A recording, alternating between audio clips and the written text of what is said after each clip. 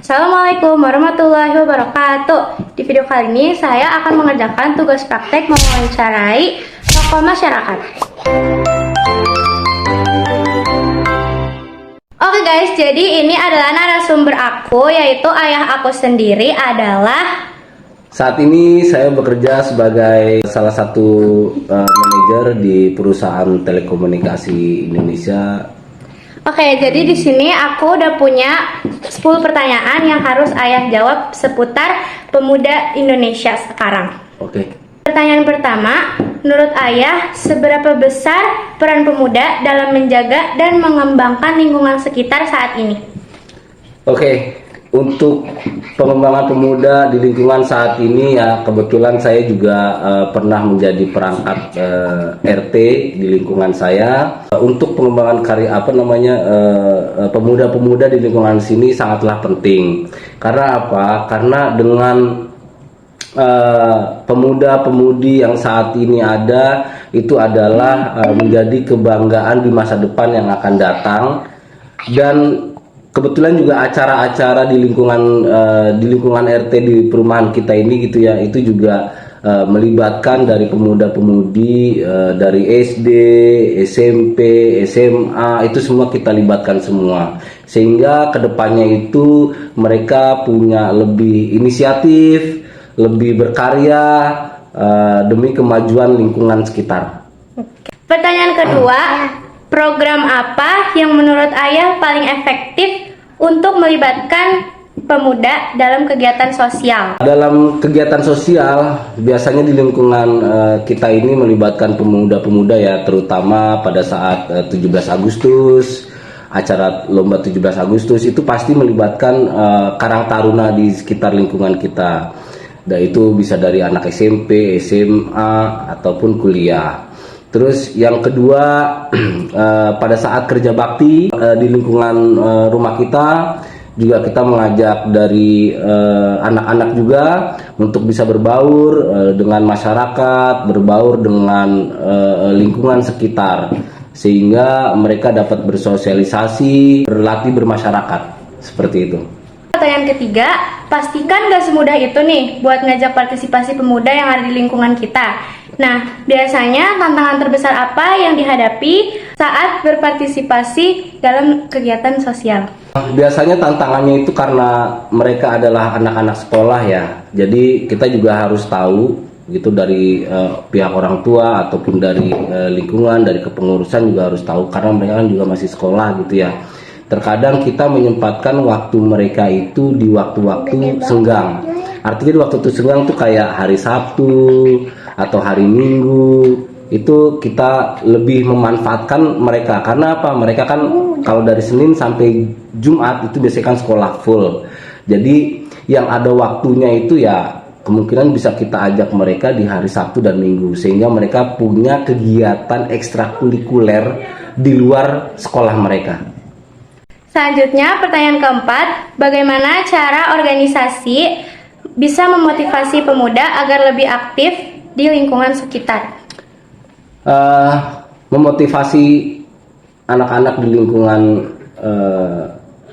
lingkungan masyarakat ini ya tentunya ya dengan cara mengadakan kegiatan yang positif, terutama ya yang bisa membawa mereka tuh berkeinginan untuk ikut turut serta dalam kegiatan tersebut.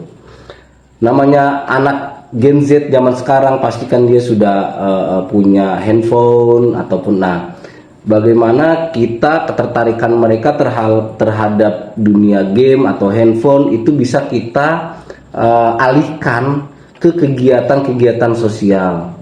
Contohnya yaitu tadi kita libatkan dengan kerja bakti, terus kita libatkan dengan kegiatan 17 Agustusan, dan kita berikan mereka tanggung jawab sehingga mereka bisa berkeinginan kuat untuk acara tersebut sukses. Jadi kita kasih tanggung jawab sehingga dia mau untuk mengikuti atau melakukan kegiatan tersebut. Jadi dia tuh pengen ini loh, dia oh yaudah dah gue ikut dah ke acara tersebut gitu.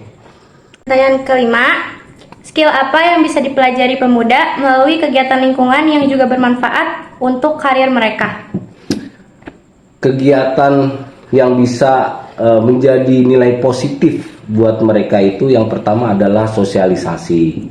Dia dapat nimbrung, dia dapat berkomunikasi dengan warga lingkungan, dengan yang lebih tua atau yang lebih muda, sehingga public speaking. Nah, public speakingnya mereka itu lebih skillnya lebih terasah lagi, dan sifat berorganisasi dari anak-anak itu akan tumbuh gitu. Jadi dia akan mengerti, oh berorganisasi itu seperti ini, terus cara berkomunikasi dengan yang lebih tua mungkin atau yang lebih muda itu akan lebih terasah lagi. Kemudian yang kedua, dengan sosial media, biasanya kan itu bisa ada TikTok atau Facebook, tapi kita yang lebih ke arah positif, sehingga mereka bisa belajar digital teknologi itu dibawa ke arah yang lebih baik.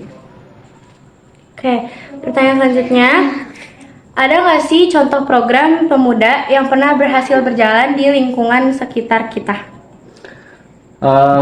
Program di lingkungan kita untuk pemuda yang saat ini berjalan itu yang pertama, dari anak-anak itu dia punya komunitas ya, namanya komunitas ya, walaupun ini masih gaming gitu ya. Jadi di lingkungan sekretariat kita tuh ada anak-anak yang hobi gaming dan dia punya komunitas, dan ini kita bentuk gitu ya, bukan hanya sekedar gaming aja, tapi nanti kita akan arahkan juga ke arah digitalisasi, buat konten yang positif, buat konten yang ada unsur pendidikannya, sehingga nanti pada saat dia share itu ke media sosial itu bisa dijadikan contoh untuk pemuda yang lainnya. Oke, pertanyaan selanjutnya, bagaimana peran teknologi dan media sosial bisa dimanfaatkan untuk meningkatkan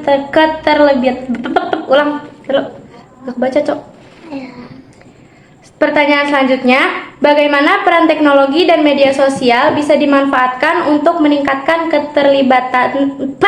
keterlibatan pemuda? Digital sekarang udah zamannya digitalisasi, ada AI juga ya. Nah, saya beranggapan bahwa AI itu atau digitalisasi ini di dalam peran pemuda ini lebih dahsyat lagi gitu ya. Karena apa? Nanti teman-teman atau pemuda-pemuda di sini juga bisa ngevlog, terus bikin channel YouTube yang kontennya itu lebih ke arah sosialisasi lingkungan, pendidikan, kegiatan Karang Taruna, arisan Karang Taruna, pokoknya yang berbau-bau pemuda yang ke arah positif.